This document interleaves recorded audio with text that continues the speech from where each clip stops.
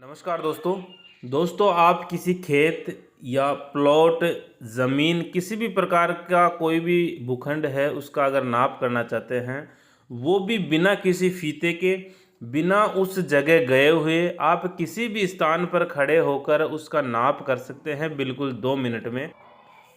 सबसे पहले आपको प्ले स्टोर से एक एप्लीकेशन डाउनलोड करनी है। जैसे कि मैं प्ले स्टोर में आ गया हूँ और यहाँ पर मैं टाइप कर रहा हूँ एरिया कैलकुलेटर। एरिया कैलकुलेटर जो है ये टाइप करता हूँ तो इस तरह से खूब सारी एप्लीकेशंस खुलती है। तो इसमें तीसरे नंबर की जो एप्लीकेशन देख रहे हैं, एरिया कैलकुलेटर फॉर लैंड, ये आपको ओपन कर लेनी है और इसको डाउनलोड करके अपने फ़ोन में इंस्टॉल कर लेना है। ये एप्लीकेशन पहले से डाउनलोड की हुई है, तो मैं इसमें ओपन करता हूँ और आपको भी ओपन करना है। ओपन करने के बाद में इस तरह का इंटरफेस हमारे सामने आता है, तो इसमें स्टार्ट पर आपको क्लिक कर लेना है। इसके बाद में आप जिस भी स्थान पर खड़े हैं उस स्थान की ये जो लोकेशन है वो आ जाती है, और आने के बाद में अब आप नाप कर पाएंगे अपनी ज़मीन की। लेकिन उससे पहले आपको ऊपर ये जो 3 ऑप्शन दिखाई दे रहे हैं, क्लीन, मैप टाइप और लेंग, इनमें जो मैप टाइप है उस पर आपको क्लिक करना है। मैप टाइप पर जब आप क्लिक करेंगे तो ये आपके सामने इस तरह से इंटरफेस खुलेगा। तो इसमें आपको सैटेलाइट वाले ऑप्शन पर क्लिक कर देना है, और सैटेलाइट पर क्लिक करने से आपके साथ में वहाँ का जो जहाँ पर आप खड़े हैं वहाँ का सैटेलाइट व्यू आपके सामने आ जाएगा, जिससे आप अपने खेत या प्लॉट या कोई भी ज़मीन है उसकी सीमाओं को आसानी से देख सकेंगे और आप उसको पॉइंट कर सकेंगे। तो अब ये ज़रूरी नहीं है इसमें कि आप जिस स्थान पर खड़े हैं उसी का नाप कर पाएंगे। दूसरी जगह भी इस नक्शे में जो भी जगह है जहाँ पर भी आप जहाँ का नक्शा भी देखना चाहते हैं, तो वो उस स्थान पर जाकर वहाँ की ज़मीन का भी आप ये नाप है वो कर पाएंगे। तो ये से आपको इसमें दिखाई दे रहा है वो सैटेलाइट से लिया हुआ व्यू है। तो आपके खेतों की सीमाएं वगैरह या आपके कोई भी प्लॉट है उनकी सीमाएं इसमें इजीली आपको आसानी से दिख रही होगी, तो उनको पॉइंट करना है हमें। अब मैं बताने जा रहा हूँ कि पॉइंट कैसे करते हैं। मान लीजिए ये जो खेत है हमारा, इसकी हमें नाप करनी है।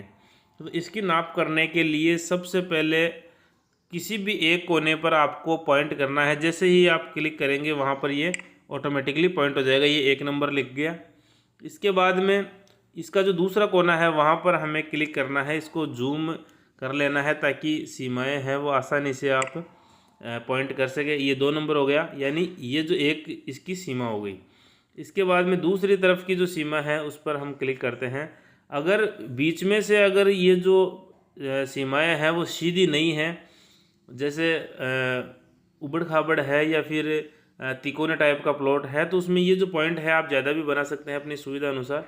जैसे यहाँ से थोड़ा सा बाहर आ रहा है तो मैं एक पॉइंट यहाँ पर कर देता हूँ, इसके बाद में दूसरा पॉइंट यहाँ पर कर देता हूँ ताकि ये पूरा कवर कर सकूँ।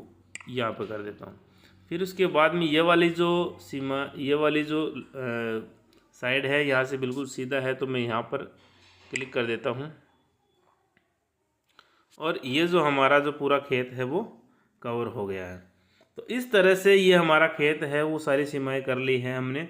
अगर खेत की सीमाएं सीधी नहीं है, 4 कोने सीधे नहीं है, तो आप पॉइंट ज़्यादा करके उनको जहाँ जहाँ पर आपको ज़रूरत लगे वहाँ वहाँ पर पॉइंट करके उसको कवर कर सकते हैं। तो ये हमने हमारा जो खेत है या प्लॉट है या भूखंड कोई भी है, तो उसको हमने कवर कर लिया है, उसकी सीमाएं हैं वो हमने बना ली है। इतना काम करने के बाद में अब आप देख सकते हैं इसके जो भी डेटा है वो हमारे सामने अवेलेबल है। जैसे ऊपर आपको दिख रहा होगा डिस्टेंस है 228 मीटर और एरिया है 6610 मीटर स्क्वायर और पेरीमीटर है 325। डिस्टेंस, ये तीनों चीज़ें मैं आपको समझा देता हूँ। डिस्टेंस का मतलब ये है कि 1 नंबर का जो पॉइंट है जहाँ से हम शुरू हुए हैं वहाँ से लेकर ये जो 2 नंबर, फिर उसके बाद में 3, 4, 5 और 6 नंबर तक का जो पॉइंट है वहाँ तक की जो टोटल डिस्टेंस है वो है 228 मीटर। उसके बाद में पेरीमीटर और समझा देता हूँ आपको। पेरीमीटर का मतलब ये हुआ कि 1 नंबर का जो पॉइंट है वहाँ से लेकर 2 number, 3 number, 4 number, 5 number, 6 number के बाद में जो वापस जो 1 नंबर तक की जो दूरी है टोटल, यानी इसकी जो परिधि है, चारों भुजाएं हैं, उनकी जो लंबाई अगर परिधि वाइज अगर नापते हैं तो 325 मीटर ये हमारे सामने आ रही है। और सबसे ख़ास बात जो इस वीडियो में मैं आपको बताने जा रहा हूँ कि वो जो खेत है या प्लॉट है वो कितने बीघा का है, कितने हेक्टेयर का है, वो आपको कैलकुलेट करना मैं बता रहा हूँ। एरिया में जैसे आप देख रहे हैं तो 6610 मीटर स्क्वायर है, यानी 66,610 वर्ग मीटर ये हमारा एरिया है। और जैसे अगर हम ज़मीन नापते हैं तो ज़मीन को हम अगर एक यूनिवर्सल यूनिट है हेक्टेयर, जैसे बीघा है वो सबके एरिया वाइज अलग अलग होते हैं, किसी के बीघा छोटा होता है, किसी के बीघा बड़ा होता है, तो मैं यहाँ पर हेक्टेयर की बात करूँगा। एक हेक्टेयर में 10,000 वर्ग मीटर होते हैं, एक हेक्टेयर में 10,000 वर्ग मीटर होते हैं। तो हमारा ये जो खेत है वो 6,610 वर्ग मीटर का है।